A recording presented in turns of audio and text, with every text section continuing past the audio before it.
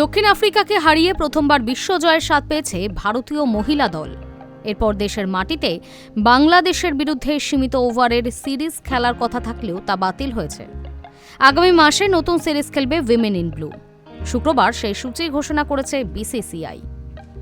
আগামী মাসে শ্রীলঙ্কার বিরুদ্ধে 5 ম্যাচের টি-20 সিরিজে মুখোমুখি হবেন হারমানপ্রীতরা।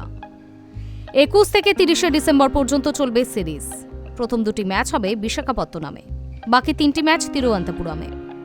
ম্যাচগুলি রয়েছে 21, 23, 26, 28 ও 30 ডিসেম্বর।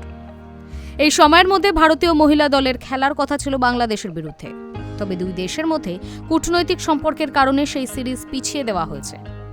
2016 সালের পর শ্রীলঙ্কা ভারতে টি-20 দ্বিপাক্ষিক সিরিজ খেলতে আসতে চলেছে।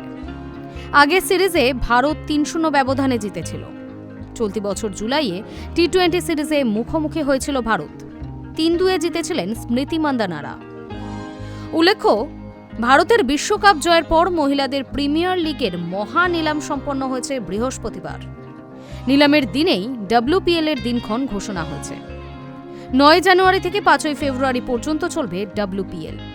বৃহস্পতিবার নয়াদিল্লিতে WPL এর মেগা নিলামে উদ্বোধনী ভাষণের পর দিনক্ষণ ঘোষণা করেন WPL chairman Jayesh George.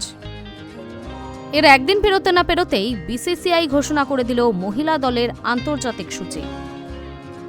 High News network.